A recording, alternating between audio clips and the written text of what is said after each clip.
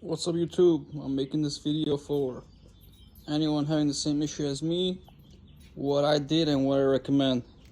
As you can see from the title of the video, it's regarding the metal bumpers on these Warlocks. This is a 2021 specifically, and about 6 months of owning it, I noticed that the front metal bumper has started to fade, which is pretty strange because it's fairly a new car. So what I did was I took it into the dealership to get it inspected, and they told me they would take pictures of it, send it to the bank, and then I got a call 30 minutes later saying they will order me a new bumper that will be covered under warranty. So if you're having the same issue, I recommend take it to the dealership, have them get it checked out, and they'll get you a new bumper for free. I'll keep you guys posted after they change it in a couple days. Alright folks, just picked it up from the dealer.